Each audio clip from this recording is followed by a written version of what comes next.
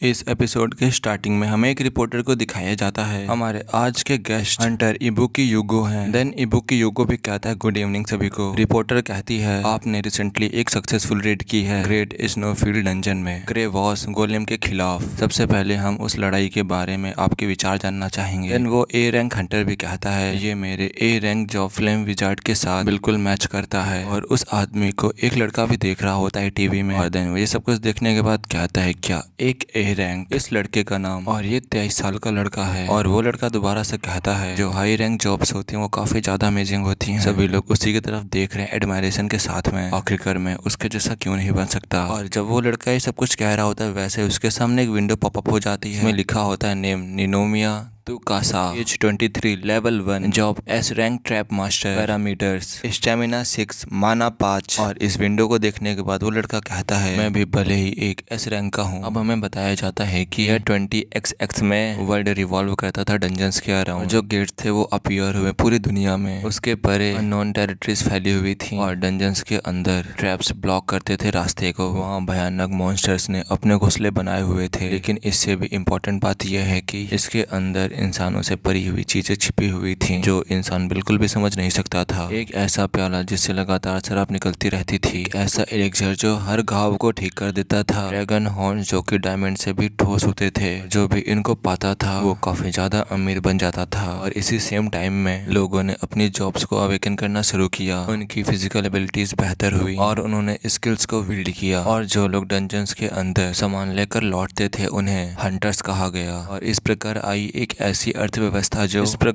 एक ऐसी इकोनॉमी जो डंजन्स और एक्सट्रीम मेरिटोक्रेसी के अराउंड सेंटर करती थी। और कोई इंसान जो अवेकन करता था हाई रैंक जॉब वो रिस्पेक्ट और हाई स्टेटस गेन करता था। स्कूल छोड़ने वाले डिसिपल्स भी, यहाँ तक कि मेरे जैसे सिचुएशन को फेस करने वाला आदमी भी। अगर तुम अवेकन करते हो एक हाई रैंक जॉब को तो तुम्हारी लाइफ चेंज हो सकती है। और जो जॉब मैंने अवेकन की थी वो थी एच रैंक ट्रैप मास्टर की। डंजन्स के अंदर ट्रैप्स को कंट्रोल कर सकता है। डंजन में फिल कर सकता है काउंटलेस ट्रैप्स को। डंजन में ट्रैप्स को कंट्रोल करना से माना जाता है कि तुम पूरी तरीके से डंजन्स को ही कंट्रोल कर रहे हो। मैंने इस जॉब को अवेकन किया था तब मैं बहुत ज्यादा ही थ्रिल्ड था। वो दिन मेरी लाइफ का पहला दिन था। ये 2 साल पहले की बात है। ये तब हुआ जब मैं अपनी स्किल्स को पहली बार ट्राई कर रहा था अपने हंटर लाइसेंस को ऑब्टेन करने के लिए। और अब हमें उसी दिन का समय दिखाया जाता है। यहाँ पर एक आदमी अपने मेन कैरेक्टर से बोल रहा होता है लो ठीक है तो फिर तुम अपनी स्किल्स को दिखाओ। यहाँ तक कि बिना लाइसेंस वाले भी उन्हें भी स्किल्स यूज करने के बाद पनिशमेंट नहीं मिलती। तो कासा भी कहता है ठीक है मैं समझ गया। देन वैसे ही अपने स्किल का यूज करता है और कहता है ट्रैप एक्टिवेशन। लेकिन वहाँ पर कुछ भी नहीं हुआ। ये देखने के बाद हमारा मेन कैरेक्टर कहता है क्या मेरी स्किल एक्टिवेट नहीं हुई। ये देखने के बाद अपने हाथों की तरफ देखने लगता है। खड़ा आदमी भी कहता है अब क्या हो गया। कासा दोबारा से कहता है प्लीज एक और बार। फिर से अपने स्किल्स का यूज करता है लेकिन तब भी कुछ नहीं होता। ये देखने के बाद तो कासा अपने मन में कहता है नहीं ऐसा नहीं हो सकता। नो वे नो वे नो वे। वहाँ पर सभी लड़के तो कासा को देखकर हंस रहे होते हैं। वहाँ पर जो स्किल्स को देखता है वो भी कहता है मिस्टर निनोमिया आखिरकार अब एग्जैक्टली क्या करने की कोशिश कर रहे हो। तो कासा भी कहता है ये तो पूरी तरीके से अलग है। ये एक ऐसी स्किल है जो कि फोर्सफुली एक्टिवेट करती है ट्रैप्स को एनिमीज के ऊपर अटैक करने के लिए। दोबारा से हमें विंडो को दिखाया जाता है जिसमें स्किल डिटेल लिखी होती है। स्किल का नाम ट्रैप एक्टिवेशन। डंजन को फोर्स करती है ट्रैप्स को इंस्टॉल और एक्टिवेट करने के लिए। माना कॉस्ट लो और स्किल प्रोफिशिएंसी 0। और ये सब कुछ देखने के बाद दोबारा से कहता है जरूर ही डंजन्स के अंदर वर्क करेंगी। ये सुनने के बाद सामने वाला आदमी भी कहता है कभी कभी आपको ऐसे लोग भी मिल जाते हैं जो कि फ्रॉड होते हैं और अपनी रैंक को फेक बताते हैं। या फिर ऐसे असामान्य व्यक्ति जो भ्रम और वास्तविकता में अंतर नहीं कर सकते। तो कासा अपनी विंडो की तरफ इशारा करते हुए कहता है लेकिन ये सही में असली एस रैंक है। इसमें यहाँ खुद लिखा है। और जब वो चश्मिश विंडो की तरफ देखता है वो कहता है हाँ मैं देख सकता हूँ। इसमें विंडो में लिखा था एक्सेस डिनाइड। दोबारा से चश्मिश कहता है हालांकि कोई इंसान दूसरे की स्टेटस विंडो को नहीं देख सकता। तो कासा दोबारा से कहता तो फिर आप मुझे डंजन में एक बार चेक करके देखिए। वहाँ पे मेरा टेस्ट लीजिए और फिर आपको पक्का ही पता चल जाएगा कि मैं क्या कर सकता हूँ। चश्मिश कहता है जो डंजन्स होते हैं काफी ज्यादा डेंजरस होते हैं। बिना सफिशिएंट कॉम्पैक्ट पावर को प्रूव किए तुम डंजन के अंदर नहीं जा सकते। इसीलिए तो लाइसेंस एग्जाम होते हैं। तो कासा कहता तो फिर मैं अब क्या कर सकता हूँ। चश्मिश कहता है वेल डंजन्स की खोज करना है सिर्फ एकमात्र और भी कई सारी जॉब्स हैं यहाँ पर। तो कासा ये सुनने के बाद कहता है क्या।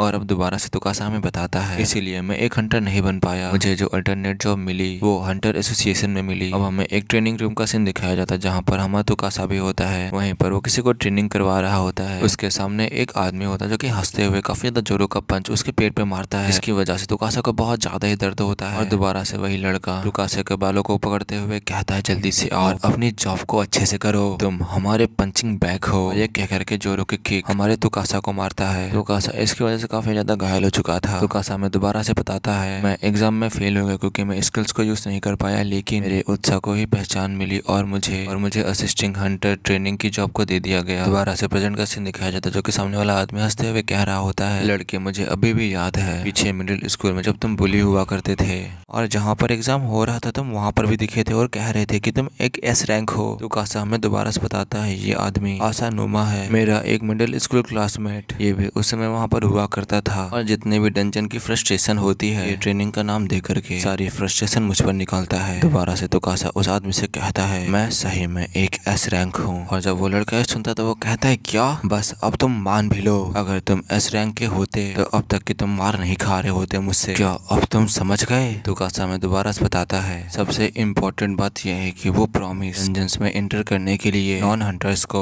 स्क्वाड परमिट की जरूरत होती है। अगर मैं ये मार सहन कर लेता हूँ तो तुमने वादा किया था कि तुम मेरे स्पॉन्सर बनोगे। वो लड़का भी कहता, तुम हरामी कहीं के, लेकिन फिर वैसे वो लड़का अपने एमसी की आंखों में देखता है, फिर वैसे ही कहता है, ठीक है मुझे तुम्हारा जुनून समझ में आता है, मैं तुम्हें एक आखिरी ट्रेनिंग दूंगा। वो दोनों लोग ही वहाँ से बाहर आ चुके होते हैं और सामने वाला आदमी कहता है, यहाँ पर कई सीनियर हंटर हैं जो वॉच कर रहे हैं ट्रेनिंग रूम से। तो कासा भी कहता है, तुमने कहा था फाइनल टेस्ट, वो फाइनल टेस्ट कैसा होने वाला है। सामने वाला आदमी कहता है, एकदम ही सिंपल है, यहाँ पर ये मेरा सिग्नेचर है, अगर तुम मुझसे ये परमिट मुझसे छीन लेते हो तो फिर तुम पास हो जाओगे, लेकिन तुम्हें इनके अटैक्स को इंड्योर करना पड़ेगा, सहना पड़ेगा। इन सबको देखने के बाद हमारा तुकासा कहता है अपने मन में, मिडिल स्कूल में वे मुझे असनुमा कहकर परेशान करते थे, और दिन ये सोचने के बाद उनकी बातों को मान लेता है, कहता है ठीक है मैं ये जरूर करूंगा। और ये कहने के बाद अपने मन में कहता है, मेरे पास कोई भी चॉइस नहीं है, मुझे डंजन के अंदर जाने के लिए करना पड़ेगा। और अब वो सभी लोग तुकासा को मारने लगते हैं। इस समय तुकासा जमीन पर गिर चुका था। सामने वाला आदमी उससे कहता है, सच में तुम बहुत ज्यादा ही जिद्दी हो, तुम सचमुच डंजन्स के अंदर जाना चाहते हो, अगर तुम इतने ही ज्यादा डिटरमाइंड हो तो फिर मैं डेफिनेटली तुम्हें वहाँ अंदर नहीं जाने दूंगा। और ये कह करके उस परमिट को फाड़ देता है। ये देखने के बाद तुकासा तो एकदम शॉक्ड हो चुका था। सामने वाला आदमी पेपर को फाड़ने के बाद कहता है, तुम निकम्मे, तुमने उम्मीद करने की हिम्मत कैसे की। और इससे मुझे और भी ज्यादा गुस्सा आया, इसीलिए मैंने सोचा कि तुम्हारी इस उम्मीद को तुम्हारे सामने चकनाचूर कर दूं। अगर मैं खुद कहूँ तो ये एक शानदार विचार है। ये देख करके हमारा तुकासा काफी ज्यादा गुस्से में आ चुका था, अपने दांतों को पीसते हुए उसका नाम चिल्लाते हुए आसुनोमा ये कहते हुए उसके हिट करने वाला होता है, लेकिन आसुनोमा उसके हाथ को पकड़ लेता है, अपनी स्किल का यूज करता है क्विक स्टेप, और इसी की मदद से उसके हाथ में एक खंजर से अटैक कर देता है। तीनों लोग उसे काफी ज्यादा बुली कर रहे थे और तुकासा एकदम लाचार था उनके सामने, वो कुछ भी नहीं कर पा रहा था उनके सामने। आसुनोमा वहां से जाते हुए कहता है, तो फिर अब तुम यहाँ पर फेल हो चुके हो और अब यहीं पर हार मान लो। लेकिन तुकासा उस खंजर को निकालने के बाद कहता है, धत्तेरी की, ये ऑब्वियस की बात है कि वो एक झूठ था, मुझे पहले से ही पता था। दोबारा से सीन कट होता है, दोबारा से हमारा तुकासा हमें बताता है, सिस्टम अलाउ करता है स्क्वाड परमिट को, लेकिन सिविलियन डंजन के अंदर कुछ भी नहीं कंट्रीब्यूट कर सकते और किसी भी प्रकार की चोट या मृत्यु की जिम्मेदारी स्पॉन्सर की ही होती है। ये कुछ भी नहीं है एक डिसएडवांटेज से ज्यादा, इसीलिए जब तक कोई बिलियनियर मनोरंजन के लिए तो की फीस का भुगतान नहीं करता तब तक कि कोई भी स्पॉन्सर नहीं बनता। इसीलिए वो असुनामा भी अपने प्रॉमिस को नहीं निभा सकता। फिर भी मेरे पास उम्मीद पर टिके रहने के अलावा कोई भी चॉइस नहीं है। काश मैं भी किसी डंजन में एंटर कर पाता, अगर मैं ये कर पाता तो शायद मेरी घटिया लाइफ बदल जाती। मुझे विश्वास था कि यह एक चीज थी जो मुझे आगे बढ़ने की प्रेरणा दे रही थी। और जब तुकासा ये सब कुछ सोचते सोचते आगे जा रहा होता है, उसके पीछे एक रेड लाइट अपीयर होती है, रेड कलर की थंडर आसमान से चमकने लगती है, जमीन पर गिरने लगती है, जस्ट उसके सामने एक डंजन अपीयर होने लगता है। जब वो डंजन की तरफ देख रहा था वैसे ही कोई कहता है, तुम्हारे पीछे बिल्डिंग कोलैप्स होने वाली है। देन उसी साइड तुकासा भी देखने लगता है और उसके आसपास सारे बिल्डिंग्स के पत्थर गिरने लगते हैं, लेकिन वहाँ पर एक काफी बड़ा रेड डंजन अपीयर हो चुका था और वहाँ के आसपास चीजों को तहस नहस करने लगा था। वहाँ की सारी बिल्डिंग वगैरह गिरने लगी थी। तुकासा कहता है, काफी ज्यादा पास में था, अगर थोड़ा सा भी मैं इधर उधर होता तो मैं मर सकता था। अब हमें एक रिपोर्टर को दिखाया जाता जो कि कैरी होते, ये एक इमरजेंसी अलर्ट है। हंटर एसोसिएशन के अकॉर्डिंग दुनिया भर में डंजन्स ब्रेक डाउन होने की घटनाएं आ रही हैं। ऐसा प्रतीत होता है कि मानो पूरा वर्ल्ड एक डंजन में बदल गया हो। गवर्नमेंट और एसोसिएशन करंटली, जब वो न्यूज ऐसे चल ही रही थी वैसे ही वो बिल्डिंग तबाह हो जाती है जहाँ पर बहुत बड़ी टीवी लगी थी, जहाँ पर एंकर बोल रही थी। पूरी बिल्डिंग एक लेजर बीम की वजह से तबाह हो जाती है। सब कुछ तुकासा के सामने ही हो रहा था। जिधर से अटैक किया हुआ था तुकासा उसी साइड देखने लगता है, वहाँ पर एक ड्रैगन अपीयर अपीयर हो चुका था जो कि अपने मुंह से लेजर बीन को शूट कर रहा था। तुकासा भी उसी की साइड देखने लगता है। ये देखकर काफी ज्यादा हैरान हो जाता है, लेकिन इस समय जब वो ड्रैगन था वहाँ से उड़ करके जा चुका था। वहाँ के लोग उससे बाल बाल बचे थे। ये सब कुछ देखने के बाद तुकासा कहता है, क्या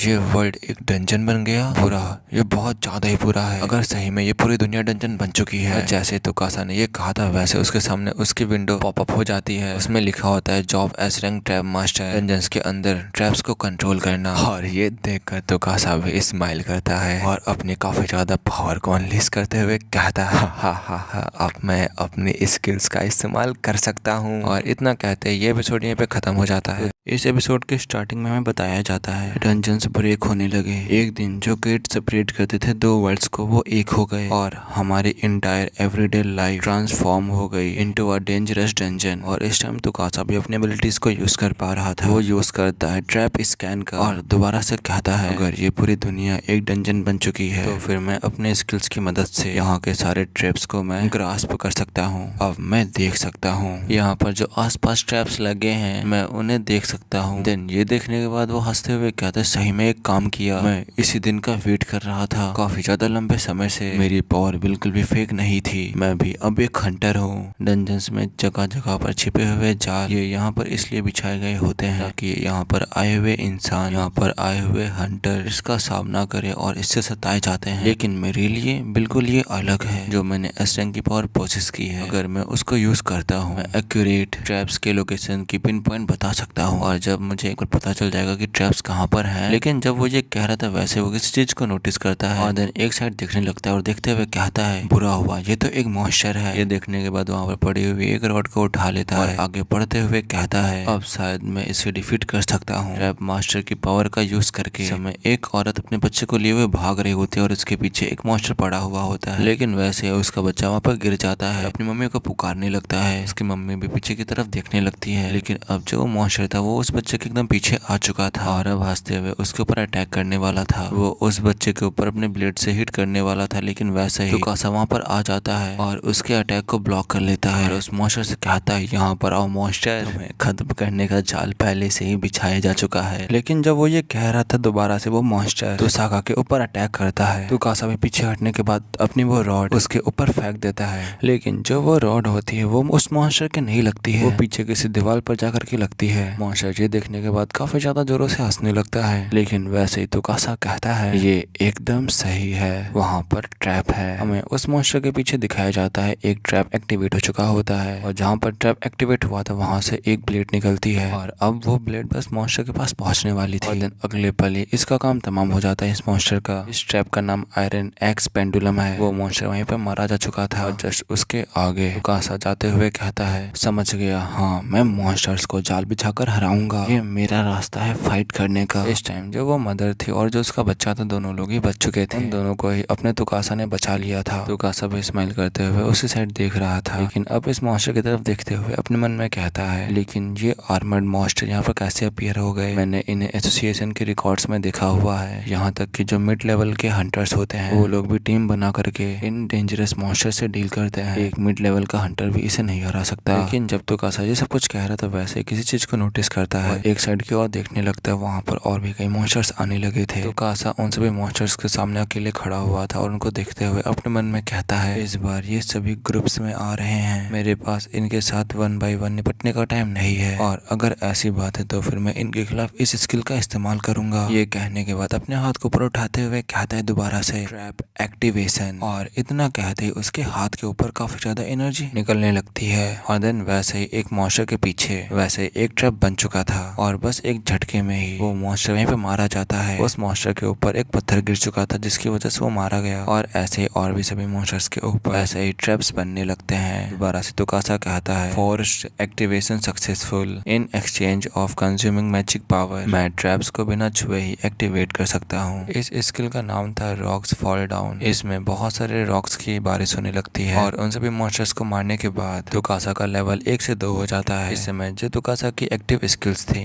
trap scan level 1, trap activation level 2 की हो चुकी थी और एक और तीसरी स्किल थी जो कि लॉक थी अभी। ये सब कुछ देखने के बाद तुकासा अपने मन में कहता है, ये सब कुछ देखने के बाद ऐसा लगता है कि मैं न्यू स्किल्स को भी सीख सकता हूँ, मैं इस एस रैंक की जॉब से और भी ज्यादा स्ट्रॉन्गर बन सकता हूँ। मुझे इससे ऐसी उम्मीद थी, मैं भी अब एक हंटर बन सकता हूँ। वहाँ पर कुछ लोग भी थे, ये सब कुछ देखने के बाद हैरान हो चुके थे और वो लोग कहते हैं बहुत सारे रॉक्स आसमान से गिरे, वो भी अचानक से। दूसरा आदमी कहता है क्या ये सब कुछ तुमने किया, हमारी मदद करो, तुम एक स्किल्ड हंटर हो, क्यों है ना, आखिरकार हम लोग यहाँ से कैसे निकल सकते हैं। तो कासा उस आदमी से कहता मैं एक ऑफिशियल हंटर नहीं हूँ, लेकिन अभी के लिए सबसे अच्छी प्रायोरिटी यही होगी हमारे लिए कि हम लोग अभी एक सेफ एरिया ढूंढे। और तो कासा के इतना कहते ही हमें बताया जाता है कि डंजन्स के अंदर एक सेफ एरिया भी होता है जहाँ पर कोई भी ट्रैप्स नहीं होते हैं और ना ही तो कोई मॉन्स्टर अटैक करता है वहाँ पर। लेकिन असली समस्या उस स्थान का पता लगाना है। अगर आपको यह नहीं पता कि सेफ एरिया कहाँ है, तब उसे ढूंढना जाता है। आपको एक काफी बड़े पैमाने पर सर्वे टीम भेजनी होती है। सामने वाला आदमी कहता है लेकिन हमारे पास ज्यादा पैसा भी नहीं है। हमारा तुकासा कहता है कोई भी प्रॉब्लम नहीं है, अभी मेरे लिए ये एकदम सिंपल है। और ये कह करके जमीन को छूने लगता है। जैसे उसने जमीन को टच किया था वैसे उसके हाथों से अजीब टाइप की एनर्जी या कह सकते हो माना फैलने लगा था। इस समय तुकासा यूज कर रहा था ट्रैप स्कैन का। दोबारा से तुकासा अपने मन में कहता है मेरे पास पावर है कि मैं ट्रैप लोकेशंस को डिटेक्ट कर सकता हूँ। अगर मैं इस टेक्निक का इस्तेमाल करता हूँ और पता लगाता हूँ कि किस जगह ट्रैप्स नहीं हैं और जिस जगह पर ट्रैप्स नहीं होंगे इसका मतलब वही सेफ एरिया होगा। मैं देख सकता हूँ हिकाशिकामा पार्क पे ही सेफ एरिया है, मुझे फॉलो करो। अगर तुम मेरे स्किल्स पे भरोसा करते तो मुझे तुम फॉलो कर सकते हो। सभी लोग भी कहते हैं हाँ हम आपको फॉलो करेंगे, इस पॉइंट पे हम सिर्फ आप ही के ऊपर ट्रस्ट कर सकते हैं। और सभी लोग वहाँ से आगे बढ़ने लगते हैं। तुकासा सबको वहाँ पर ले आता है और कहता है हम लोग सेफ एरिया में पहुंच चुके हैं। और ये सुनने के बाद सभी लोग बहुत ज्यादा ही खुश हो जाते हैं और वो लड़का और वो औरत भी हमारे तुकासा को थैंक यू बोलते हैं। लेकिन वैसे ही वहाँ पर कोई कहता है रुको। इस टाइम जो तुकासा था वो एक तरफ खुश होकर के भागने लगा था और आगे भागते हुए अपने मन में कहता है मुझे यह दिख सकता है मेरी इस करंट सिचुएशन में मेरी आंखें सबसे तेज हैं, ये एक गॉड की आंखें हैं। अगर किसी जगह पर कोई भी चाल ना हो, कोई भी ट्रैप ना हो तो फिर वो एक सेफ एरिया होता है। और इसके अपोजिट जहाँ पर बहुत सारे ट्रैप्स बिछे होते हैं, अगर किसी जगह पर बहुत सारे ट्रैप्स लगे हो तो उसका मतलब ये होता है कि वहाँ पर कोई तो खास चीज है। और इस समय तुकासा भी उसी साइड जा रहा था और जाते हुए अपने मन में कहता है क्या इसका मतलब वहाँ पर एक पावरफुल हिडन आइटम हो सकता है। ये सोचते सोचते एक जगह पर रुक जाता है, सामने देखते हुए अपने मन में दोबारा से कहता है अगर मुझे ये मिल जाए तो। लेकिन जब तुकासा ये सब कुछ सोचते हुए आगे की ओर देख रहा था वैसे वहाँ पीछे कोई आते हुए कहता है व्हाट द हेल। मैं बस यही सोच रहा था कि आखिरकार यहाँ पर कौन सा फ्राई है जो इधर उधर दौड़ रहा है, लेकिन पता चलता है कि ये और कोई नहीं बल्कि एस रैंक निनोमिया है। तुकासा भी उसी की ओर देखते हुए कहता है तुम असुनोमा, तुम यहाँ पे। इस समय असुनोमा उसके पास पहुंच चुका था हमारे तुकासा के पास। और इसी के साथ ये वाला एपिसोड भी यहाँ पे खत्म हो जाता है। तो जिन लोगों ने अभी तक भी मेरे चैनल को सब्सक्राइब नहीं किया तो सब्सक्राइब कर लो ऐसे मजेदार मानवास और मांगा देखने के लिए। तो अब बिना किसी तरीके न्यू एपिसोड को भी स्टार्ट करते हैं। इस आदमी को देखने के बाद तुकासा अपने मन में कहता है असुनोमा आखिरकार ये यहाँ पर क्या कर रहा है। असुनोमा कहता है क्या तुम भी मेरे जैसे हो जो मॉन्स्टर्स को अवॉइड कर रहा है, लेकिन अब तुम यहीं पे खत्म हो जाओगे। क्या तुम्हें ऐसा नहीं लगता? ये सच है कि यहाँ पर कोई मॉन्स्टर नहीं है, लेकिन उसके बदले में मेरे जैसा यहाँ पर एक इंसान है जो कि एकदम मॉन्स्टर्स के जैसा ही वीसीएस है। ये कह करके तुकासा की तरफ अटैक करने के लिए आगे बढ़ जाता है, लेकिन तुकासा उसके अटैक से बच जाता है। तुकासा असुनोमा से कहता है आखिरकार तुम ये कर क्या रहे हो? क्या तुम्हें नहीं पता कि ये एक इमरजेंसी है, ये कोई टाइम नहीं है फाइट को पिकअप करने का। असुनोमा कहता है तुम्हें लगता है कि मैं इसकी परवाह करूंगा? वैसे भी ये वर्ल्ड पूरी तरीके से मेस्ड अप हो चुका है और अब से ये एक सर्वाइवल है। यहाँ पर जो फिट रहेगा वही जिंदा रहेगा, जो भी मुझे परेशान करेगा, जो भी मेरी आंखों में गड़ेगा मैं उसे खत्म कर दूंगा। इन लोगों के पास पावर है वही सब कुछ है, यही है इस न्यू वर्ल्ड का रूल। मैं इस स्ट्रॉन्ग के साइड में खड़ा हूँ, मैं सोच रहा हूँ कि मैं कितने ज्यादा लोगों को मारूंगा, मेरा लेवल उतना ही बढ़ेगा। चलो अब तुम मुझे ये टेस्ट करने दो, हा हा हा। तुकासा इसकी बातें सुनने के बाद अपने मन में कहता है ये आदमी सही में इनसेन है और अभी इसने जो मूवमेंट किया था आखिरकार वो था क्या? इसके ये स्टेप्स। असुनोमा भी आगे बढ़ते हुए कहता है कोई भी मिस्टेक नहीं है, वो तो बस डॉज कर रहा है ये जानते हुए कि ट्रैप्स कहाँ पर हैं। आखिरकार तुम जैसा एक छोटा सा कीड़ा क्या ही नोटिस कर सकता है, इसके अलावा मेरे जो मूवमेंट्स है वो आसानी से किसी भी ट्रैप्स को डॉज कर सकते हैं। चलो मुझे तुम्हें एक राज बताने दो, टाडा।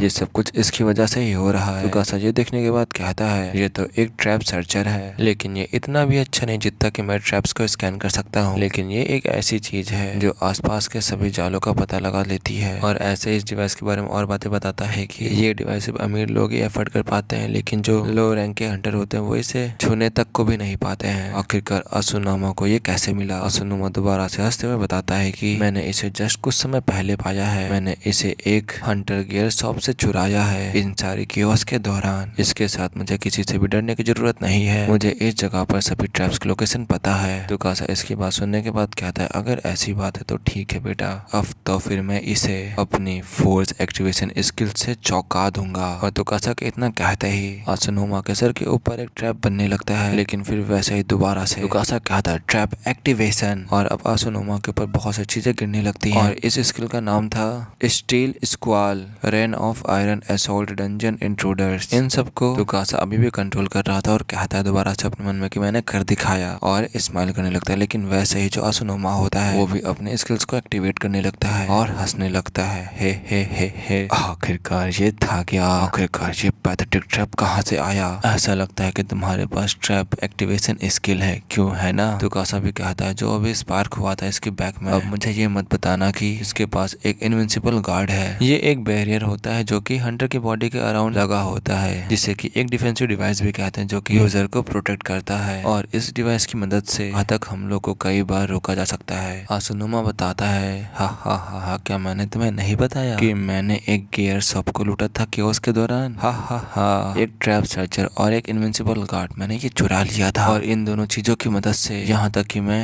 ज्वाइन कर सकता हूँ हायर टियर हंटर्स वाली रैंक्स को भी। अगर कंपेयर किया जाए तुमसे से एक फेल हंटर से, मैं एक अलग ही लेवल पर हूँ। और ये कहकर के एक जोरो की किक तुकासा के पेट के ऊपर मारता है, जिसकी वजह से तुकासा जमीन पर लेट जाता है। आसुनोमा एक लोहे की स्टिक को उठाते हुए कहता है तुम कचड़े कहीं के, तुमने जस्ट अभी मेरे पीछे से अटैक किया था, क्यों है ना? मैं हमेशा रैंकिंग के दौरान तुम्हें यही बात बताता हूँ, क्यों है ना? ये कहते हुए हंसते हुए बहुत ज्यादा तुकासा को मारने लगता है उसी लोहे के डंडे से। लगातार पीटे जा रहा था, लगातार गाली भी देता जा रहा था। तुकासा बस उसको सहन करे जा रहा था और ऐसे ही मारते मारते लगातार उसका मजाक उड़ाता जा रहा था और उसको यानी कि तुकासा को देखते हुए हंसता जा रहा था। ये सब कुछ सहने के बाद तुकासा भी ठान लेता है कि ये इसको मार के ही रहेगा और इसके फाइनल अटैक से बच जाता है। आसुनोमा दोबारा से तुकासा से कहता है मुझे हमेशा ही एक क्रैप की तरह ट्रीट किया गया, क्योंकि सिर्फ मैं एक डी रैंक का हूँ। सिर्फ मुझे हमेशा बेकार डंजन्स में ही फेंका गया। मेरी पावर सिर्फ इतनी ही नहीं है, अगर मुझे हाई लेवल डंजन्स में भेजा जाए तो मैं दिखा सकता हूँ कि मैं क्या कर सकता हूँ, मैं किसके लिए बना हूँ। तुकासा इसके सारे बकवास सुनने के बाद अपने मन में कहता है दाद तेरे की, अगर ऐसा ही चलता रहा तो फिर मैं बस इससे मार ही खाता रहूंगा, मुझे कुछ तो करना होगा।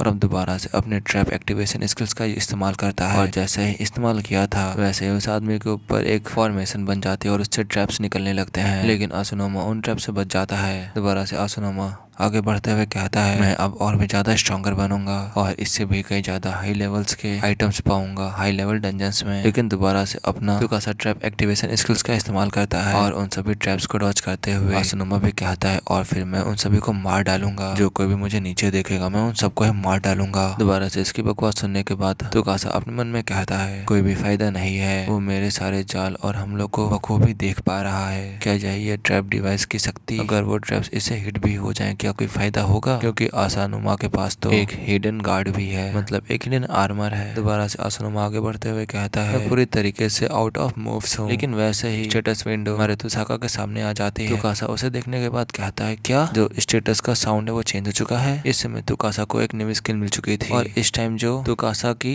स्किल प्रोफिशिएंसी थी वो इंक्रीज हो चुकी थी एक्टिवेशन काउंट को एक्सीड करने की वजह से। और अब तुकासा उसके अटैक्स को आसानी से देख पा रहा था और उसको देखते हुए अपने मन में कहता है मुझे समझ आ गया, क्योंकि मैंने इस टेक्निक का बार बार इस्तेमाल किया, मुझे पता भी नहीं चला और मेरी स्किल्स प्रोफिशिएंसी में इतना बड़ा मुनाफा हुआ। तो आखिरकार ये है क्या, आखिरकार ये न्यू स्किल है क्या? तुकासा के सामने एक न्यू स्टेटस विंडो आ चुके थे जिसमें लिखा था न्यू स्किल ट्रैप क्रिएशन। अब तुकासा खुद भी ट्रैप को क्रिएट कर सकता है, मैजिकल पावर को कंज्यूम करके न्यू ट्रैप्स को जनरेट किया जा सकता है इस स्किल की मदद से। तुकासा भी कहता है क्या न्यू ट्रैप्स को जनरेट करने की पावर, अगर मैं इस स्किल का इस्तेमाल करता हूँ तो शायद। और ये कहने के बाद रुक जाता है और वैसे ही आसुनोमा कहता है हे तुम पीस ऑफ ट्रेस ह्यूमन, आखिरकार तुम्हारे इस वियर्ड पोज का मतलब क्या है? इस समय तुकासा के भी शरीर से पर्पल टाइप की एनर्जी निकलने लगी थी, लाइटनिंग निकलने लगी थी और अब अपने हाथों में भी एक बनाते हुए आसुनोमा से कहता है मैंने कहा था कि मैं पेट में घुसा मारकर शुरुआत करूंगा, क्यों है ना? आज मैं तुम्हें सबक सिखाऊंगा, तुम हरामी कहीं के। अपने आप से जनरेट और एक्टिवेट करना ट्रैप्स को इस अननोन पावर का इस्तेमाल करके, और अब लो तुम भी इसका स्वाद चखो। Trap creation. और इसी के साथ ये वाला एपिसोड भी यहीं पे खत्म होता है। तो जिन लोगों ने भी अभी तक चैनल को सब्सक्राइब नहीं किया तो सब्सक्राइब कर लो और हाइप भी जरूर कर देना। और ऐसे न्यू पार्ट्स को देखने के लिए फटाफट कमेंट्स भी जरूर कर देना। और अगर तुमने ये सब कुछ कर दिया है तो बिना किसी देरी के न्यू एपिसोड को भी स्टार्ट करते हैं। इस एपिसोड के स्टार्टिंग में तुकासा ने अपना अटैक उसके ऊपर कर दिया था और वो अटैक बस उस आदमी के हिट ही होने वाला था और देन वो अटैक हिट हो भी जाता है, जिसकी वजह से वो आदमी दूर जाकर के गिरता है। ये देख कर तुकासा भी काफी ज्यादा खुश हो जाता है। इस वाले अटैक से तुकासा ने उसे ढेर कर दिया था और अटैक करने के बाद दोबारा से तुकासा कहता है इस स्किल के साथ मैं जीत सकता हूँ, मैं एक और बार ट्रैप से अटैक करूंगा। ये देखने के बाद असुनोमा भी कहता है तुम जैसा एक कचड़ा ऐसा नहीं कर सकता, थिन एयर में भी ट्रैप बनाना नहीं, ऐसा नहीं हो सकता। तुकासा कहता है सॉरी असुनामा, मैं बिल्कुल भी तुम्हारे जैसा नहीं हूँ, मैं एक S rank job trap master हूँ, इसीलिए मैं ये कर पा रहा हूँ। हा हा हा। Trap creation. इतना कहते ही एक और ट्रैप बनाने लगता है और जैसे ही ट्रैप बनाता है वैसे एक बकेट उसके पास में गिरती है असुनोमा के। असुनोमा तो काफी ज्यादा डर चुका था, लेकिन उस बकेट को देखने के बाद कहता है क्या एक बकेट, और ये देख करके हंसने लगता है। तो कासा भी ये देखने के बाद कहता है मैं अपनी करंट पावर के साथ बस इतना ही कर सकता हूँ, बड़े पैमाने पर पल भर में मौत के जाल से ट्रैप्स बिछाने में काफी ज्यादा मैजिकल पावर लगती है। असुनोमा ये देखने के बाद हंसते हुए कहता है हा हा हा, आखिरकार तुमसे उम्मीद ही क्या की जा सकती है, जैसे पैथेटिक ट्रैप्स क्या मुझे सही में मार पाएंगे, अब मुझे किसी भी चीज से डरने की जरूरत नहीं है। तो कासा कहता है नहीं, मेरा गोल ये नहीं था कि मैं तुम्हें बकेट से हिट करूं, तुम कचड़े कहीं के जरा अपने पैरों के आसपास देखो, हाथ के आसपास देखो, क्या मेरे फीट के अराउंड। और जैसे पीछे की साइड दिखता है वैसे ही एक और ट्रैप निकलने लगता है। इस समय तुकासा ने उसके जस्ट पीछे ट्रैप बनाया हुआ था जिसके ऊपर असुनोमा हाथ रख देता है और वैसे ही वो ट्रैप एक्टिवेट हो जाता है। यहाँ पर पहले से ही एक ट्रैप पीछा हुआ था, क्यों है ना, तो क्या वो बकेट सिर्फ मुझे ट्रैप में फंसाने का एक जरिया था। और देन वैसे ही बहुत ज्यादा इमेंस एनर्जी निकलने लगती है वहां से और वो अटैक बस असुनोमा की ओर ही बढ़ने लगा था और अब बस वो ट्रैप हिट ही होने वाला था असुनोमा के, लेकिन असुनोमा उस ट्रैप से बच जाता है और दूसरी तरफ गिर जाता है। लेकिन वैसे एक और ट्रैप एक्टिवेट हो जाता है, काफी ज्यादा नीडल के नीचे वो बस आने ही वाला होता है, लेकिन वो उस ट्रैप से बचते हुए वो आगे भागने लगता है। इस टाइम उसकी हालत काफी ज्यादा खराब हो चुकी थी, बस वो उन ट्रैप से लगातार बचता जा रहा था, उसकी आंखों में आंसू आ चुके थे, लेकिन उसके सामने एक और ट्रैप एक्टिवेट हो चुका था और दोबारा से कहता क्या इस डायरेक्शन में भी एक ट्रैप है, लेकिन वैसे ही पीछे भी एक ट्रैप एक्टिवेट हो जाता है और एक थंडर वाला अटैक उसके काफी ज्यादा तेजी से लगता है और वो वैसे जमीन पर बैठ जाता है और चिल्लाने लगता है ये काफी ज्यादा बुरा, मैं अपने लिमिट पे पहुंच चुका हूँ, अगर अब मुझे एक और हिट भी लगती है। लेकिन जब वो ये कह रहा था एक और नीचे ट्रैप एक्टिवेट हो चुका था और उस ट्रैप से जंजीरें निकलने लगती हैं और असुनोमा को पूरी तरीके से जकड़ लेती हैं। असुनोमा पूरी तरीके से कब्जे में आ चुका था। तुकासा कहता तुमने नोटिस नहीं किया कि ये रूम कंटेन करता है ट्रैप्स के कॉम्बो को, एक ट्रैप से शुरू होकर उस पैटियों पर हमला करने के लिए एक के बाद एक कई ट्रैप्स यहाँ पर बनाए जाते हैं और ये एक ऐसे मैकेनिज्म है जिससे इंट्रूडर्स को मारा जा सकता है, भले ही उनके पास एक्सट्रीमली हाई ड्यूरेबिलिटी क्यों ना हो तब भी। और ये वो इंड है जहाँ पर ट्रैप कॉम्बो खत्म होता है और जैसे ही तुकासा ने कहा था वैसे ही एक और ऊपर ट्रैप एक्टिवेट हो चुका था, उसमें से काफी बड़ी एरो निकलती है और वो एरो अब असुनोमा के ऊपर हिट होने वाली थी। असुनोमा कहता मुझे मरना नहीं है, प्लीज मुझे बचा लो, लेकिन अब वो एरो अनलीस्ट हो चुकी थी। जैसे ही वो एरो हिट होती है वैसे ही असुनोमा अपने मन में कहता है मेरा आर्मर इसे होल्ड नहीं कर सकता, ये एरो मेरे अंदर छेद कर देगा, क्या मैं मर जाऊंगा। और अब असुनोमा का जो आर्मर था वो भी टूट चुका था, जिसकी वजह से असुनोमा दूर जाकर के गिरता है। असुनोमा की हालत काफी ज्यादा खराब हो चुकी थी। तुकासा कहता है ये एरो मिस हो गया, लेकिन फाइनल अटैक करने की कोई आवश्यकता नहीं है, ऐसा लगता है कि गार्ड जनरेटर टूट चुका है, इतने सारे ट्रैप्स में फंसने के बाद ऐसा ही होना था, मैं अब इस ट्रैप सर्चर को भी डिस्ट्रॉय कर देता हूँ और ऐसा लगता है तुम इसे बिल्कुल भी हैंडल नहीं कर पाओगे, तुम यहाँ पे कोई भी ट्रैप को नोटिस नहीं कर पाए और इन आइटम्स के पावर को भी वेस्ट कर दिया और इसी वजह से तुम्हारी हार हुई असुनोमा। और अब ये देखना है कि इतने सारे काउंटलेस ट्रैप इस चीज को प्रोटेक्ट कर रहे थे, ये लाइट यहाँ से आ रही है, इसी को तो मैं खोज रहा था, आखिरकार मैंने खोज निकाला। वहाँ पर एक बॉक्स होता है, वैसे ही स्टेटस विंडो भी बताती है ये एक ultra rare class hidden item है, ये हिडन ट्रेजर चेस्ट में से एक है और ये एस रैंक का है। हिडन आइटम डंजन्स के अंदर छुपाए जाते हैं और इन ट्रेजर्स को ज्यादातर हंटर्स नहीं ढूंढ पाते हैं, इसीलिए हर एक सिंगल आइटम होल्ड करता है रेयर वैल्यूज को, ऐसे महान मूल्य जो उन्हें धारण करने वाले किसी भी व्यक्ति की और को पल भर में बदल सकते हैं। ये आइटम्स ऐसे होते हैं और इस समय एक आइटम तुकासा को भी मिल चुका था और वो आइटम वैसे ही बाहर आ जाता है, तुकासा के एकदम सामने फ्लोट करने लगता है और वैसे ही जो मैजिक स्टेटस होता है तुकासा का वो बढ़ने लगता है, magic power up further, magic power up further, magic power up further, ऐसे ही लगातार स्टेटस विंडो आती जा रही थी। ये एक ऐसा आइटम है जो कि ग्रांट करता है मैजिक बूस्ट को। अभी तक मुझ में घातक कमी थी, मेरे पास मैजिक पावर की कमी पड़ रही थी, इसी वजह से मैं तुरंत डेथ ट्रैप्स को बनाने में सक्षम नहीं था, लेकिन इसके साथ अब मैं वो भी कर सकता हूँ। ये आर्क मैच का ऑर्ब है और इससे मैजिक पावर इंक्रीज हुई है 7 से 27 और इस मैजिक पावर के साथ में मैं जनरेट कर सकता हूँ पावरफुल ट्रैप्स को। तो फिर ठीक है, चलो एक टेस्ट करके देखते हैं। और तुकासा के इतना कहते ही सीन कट हो जाता है, हमें एक जगह का सीन दिखाया जाता जाता है जहाँ पर कुछ आंट्स मॉन्स्टर चारों तरफ फैले हुए थे। यहाँ पर अपना तुकासा भी पहुंच चुका था। ये सब कुछ देखने के बाद कहता है आज इंसेक्ट टाइप मॉन्स्टर, हाँ सही में ये वर्दी अपोनेंट होंगे। Trap creation. तुकासा के इतना कहते काफी ज्यादा ट्रैप्स एक्टिवेट हो जाते हैं और वैसे उन ट्रैप से काफी ज्यादा फायर निकलने लगती है। इस अटैक का नाम था इन्फर्नो बर्नर। ये सब कुछ देखने के बाद कहता है अच्छा है, जो इंस्टेंट डेथ ट्रैप्स थे वो तुरंत ही अपीयर हो गए। तो ये है आर्कमैच के ऑर्ब की पावर। और जहाँ पर तुकासा ने अटैक किया था वहाँ पर कुछ और लोग भी मौजूद थे और वहीं पर वो लोग ये कह रहे थे आखिरकार यहाँ हो क्या रहा है, आखिरकार इन मॉन्स्टर्स को क्या हुआ, ये पूरी तरीके से जलकर काले बन चुके हैं। इतने विशालकाय मॉन्स्टर्स के खिलाफ इस तरह का कारनामा कर दिखाया कि आसपास कहीं कोई एस रैंक हंटर मौजूद है। उन सब की बातें सुनने के बाद हमारा तुकासा भी कहता है अपने मन में ये लोग ऐसे लगते हैं कि ये हंटर एसोसिएशन के डिफेंस फोर्स हैं। ये लोग यहाँ के लोगों को निकालने के लिए यहाँ पर आए होंगे। लेकिन वहाँ पर एक और आदमी आते हुए कहता है अरे उसे छोड़ दो, अभी हमें बेसबॉल स्टेडियम जाना है। उस एरिया में बॉस मॉन्स्टर अपीयर हुआ है। मेन यूनिट ने बॉस मॉन्स्टर को खोज निकाला है और हमारा प्लान ये है कि अपनी पूरी ताकत के साथ उस पर हमला करना। वो लोग भी कहते हैं ठीक है। तुकासा भी उनकी बात सुनने के बाद कहता है क्या द एरिया बॉस इन्होंने खोज निकाला और वो बॉस मॉन्स्टर स्टेडियम में है। जो बॉस मॉन्स्टर होते हैं वो सभी मॉन्स्टर्स को कंट्रोल करते हैं और वो सबसे ज्यादा स्ट्रांग होते हैं। लेकिन वो मॉन्स्टर प्रायोरिटी करते हैं कि वो हंटर पे स्ट्राइक करें और अगर कोई इंसान डिफीट करता है एरिया बॉस को तो उस एरिया में जितने भी मॉन्स्टर्स होंगे वो भी इरेज हो जाएंगे और फिर जब वो पूरा एरिया होगा वो सेफ जोन में कन्वर्ट हो जाएगा। और वो रूल इस एरिया में भी अप्लाई होते हैं जो कि तुरंत ही टर्न हो चुका है एक डंजन में।